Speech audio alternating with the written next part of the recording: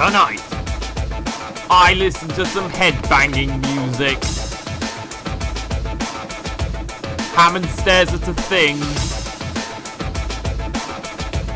And May breaks his neck again.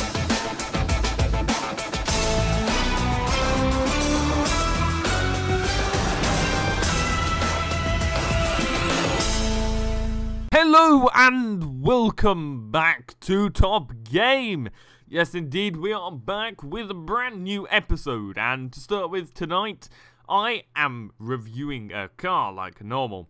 However, it isn't a Porsche this time, which is a change, because so far what we've had on is Lamborghinis, Porsche, a truck and an F1 car. However, this car started off life as an RS street car.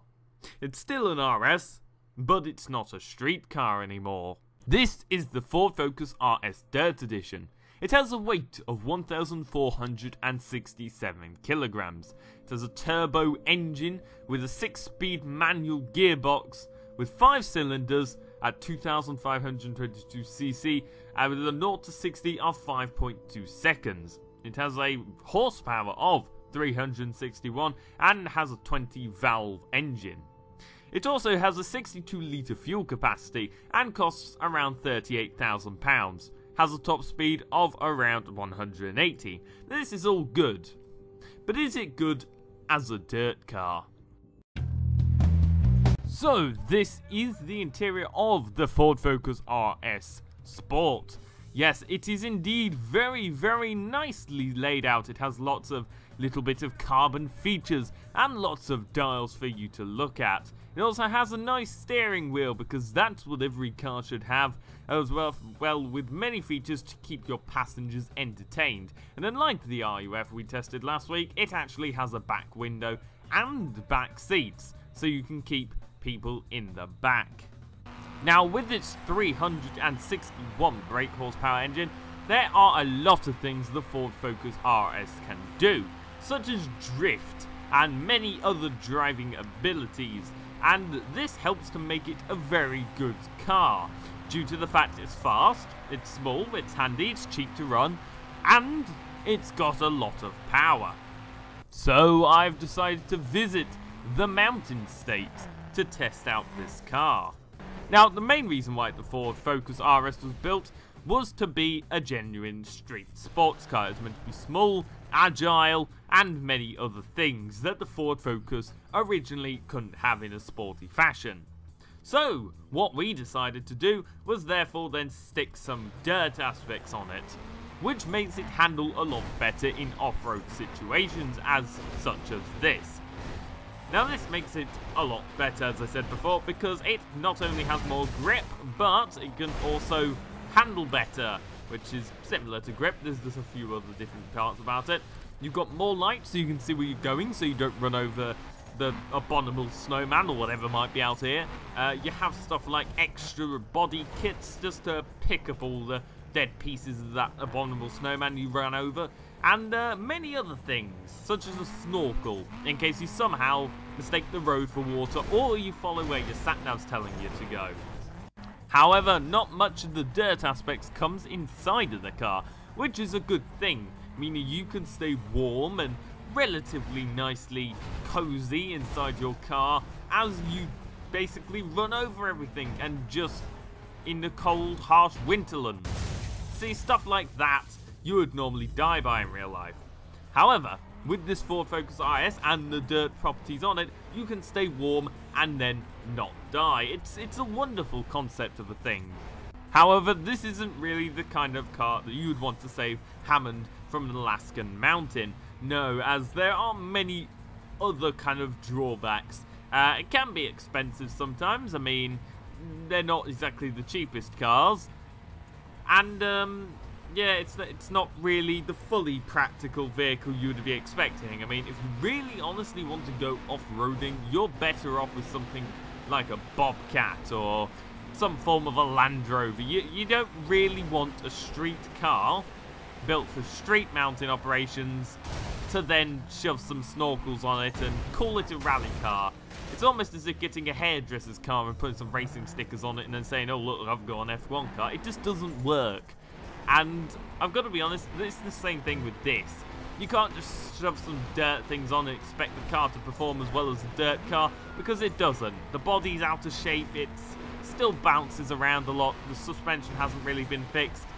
But you know, for what it does and the price that you can get it at, it's an alright thing. I mean, if you're someone that obviously wants to go off-roading everywhere, then probably this isn't the car that you would choose anyway. However, if you do like the odd bit of off-roading, but you want something that will be normal and that you can drive up to work with without being eyed by your boss, thinking where the hell's half my paycheck gone because you bought one of them, you will just be looked at as a normal person. You'll be thinking, oh, okay, yeah, that's just Dave there with his normal car, the Ford Focus RS. However, when you get home, you can fit on your snorkel and off you go. You can go into the woods, go into the snowy lands, and become an animal. So all in all, what do I have to say about this car? Well, there's many things. One, it's still a very good car. The Ford Focus RS is still a good beast of a little hatchback. You know, they're not obviously the most ideal cars, the RS version of the Ford Focus. I mean, obviously, if you're someone who's old and just wants to get from A to B, then you're probably better off without an RS version or the dirt specialities things. But to be honest, I mean, it's a good all-round car. It's a car you can drive in the city without being looked at weird, and it's a car you can go on a rally course and still not crash. So all in all, I say this car is very good.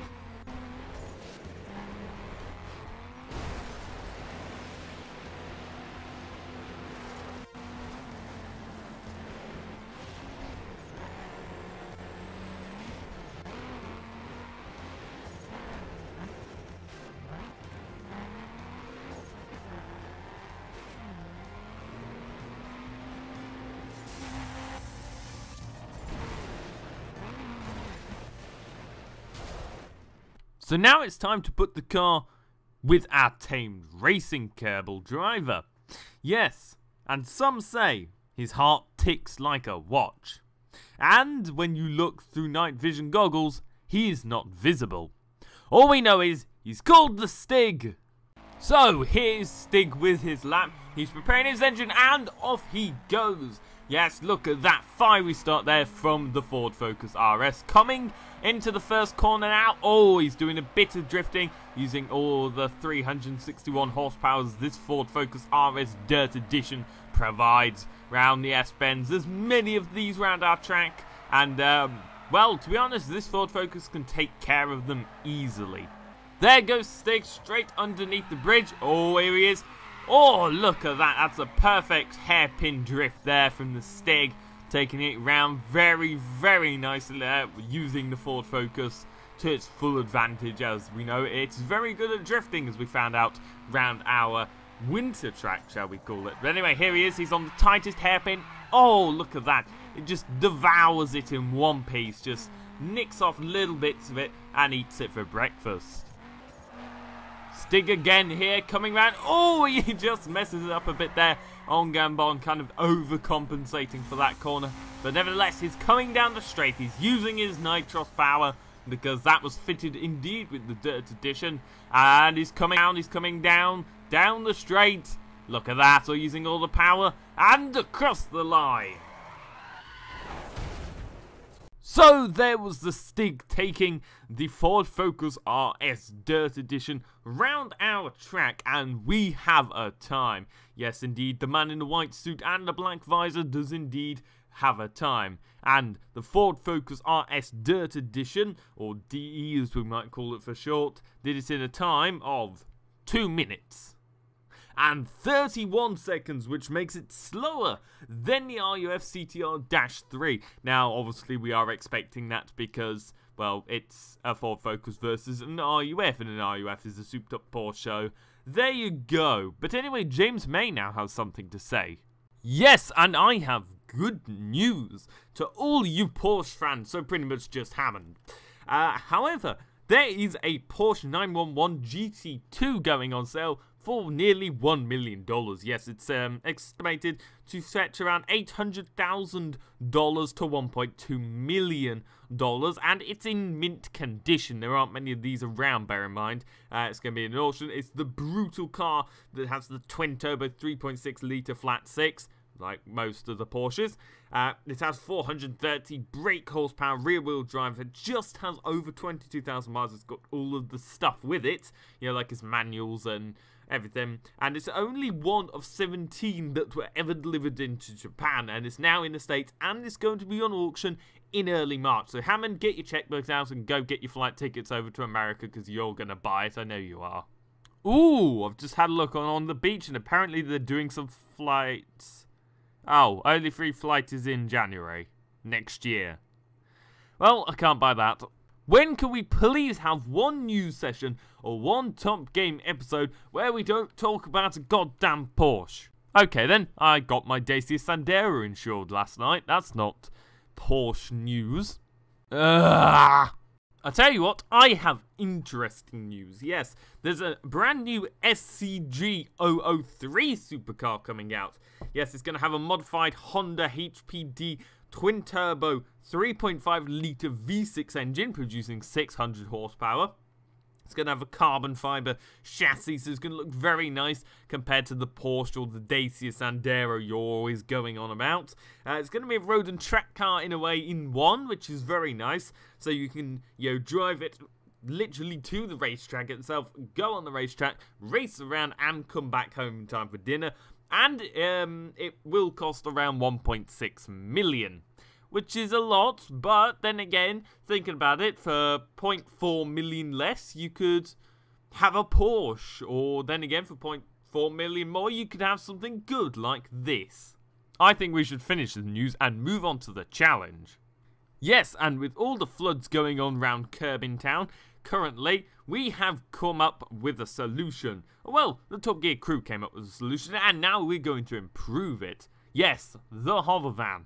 So obviously, the idea is it's a normal van. You drive it around just like normal. You can buy your chips, get your pies, fit your Dacia Sandero tow hook on the back or something, or a bumper sticker saying that. And shut up about your stupid Dacia, Jesus. So yeah, basically, it's a van. You can drive it, you can chuck it in water, and it will float. That's the whole idea. However, this doesn't go quite to plan. So that next morning, we waited for Clarkson to bring our car. Whose idea was it to let him choose the car? Because he's just going to pick something stupid. He's probably going to pick like a Ferrari or something stupid. Now them morons are probably thinking I'm going to bring something stupidly, ridiculously expensive and powerful. Which in a way, I haven't. In fact, what I've decided to buy is a van.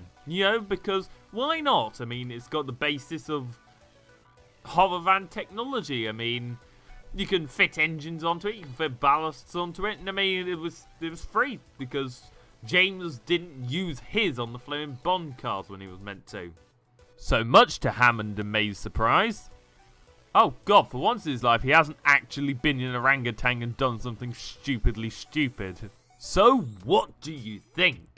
Well, it should, mate. It's yours. It's the one you didn't use, because BBC budget cuts recently have meant that we've had to start recycling things, so therefore they kind of forced me to pick this. But, yeah, that's where you've probably seen it before. Ooh, maybe it'll still have my pie in it. So, with that, we turned on the music and broke out the hammers.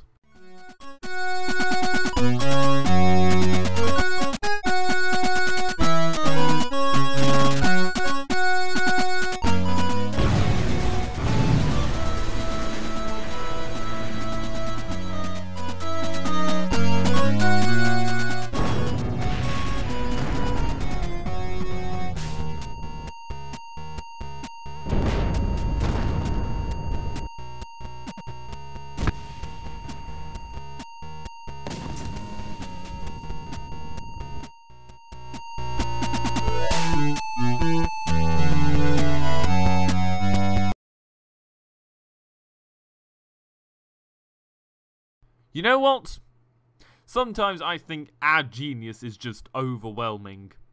Look at it! So we mounted on up and head to the testing pool. Why is it in every challenge we do, I always get to sit in the back? Well, it's the law. All children have to sit in the back. Oh, ha ha, very funny. After many of Hammond's short complaints later, we arrived. Well, when they said testing pool, they weren't lying, were they? Well, whatever. So, after many deep breaths later, and a short one for Hammond, we plunged into the pool. Power! Oh, yes, well, would you look at that, it's working! Sometimes sounds like a fish. Go! Go! Yes, it's working! Oh, Christ, too much power! Too much power! Oh!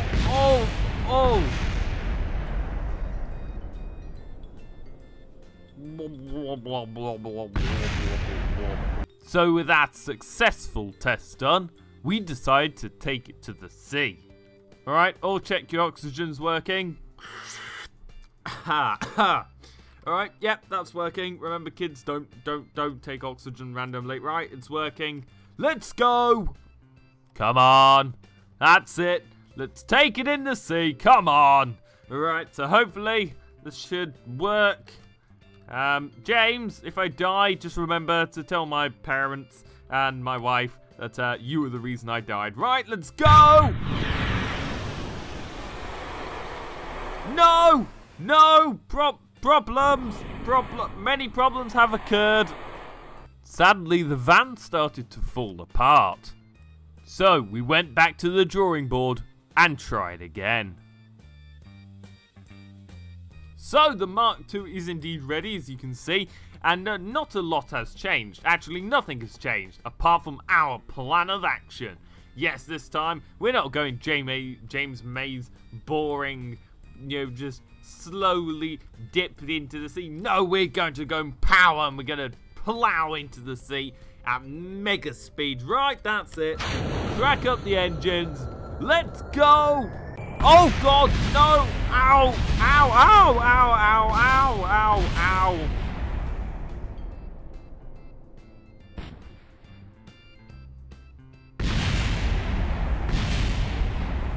Sadly, things weren't going well for James May. And on that matter, not for me either, really.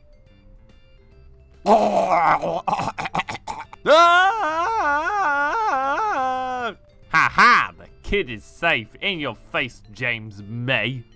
So after many operations later, we decide to go for one last victory.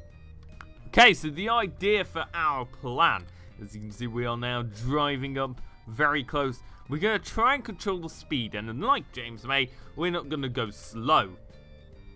We're going to take it fast, but with a hint of brakes, because you know what happened last time? It was good and all, because I mean, we, after all, didn't have to listen to James May speaking for a while. But it was kind of an issue, as I've had to now pay lots of insurance fees. So, you know what? Brake! Let's go!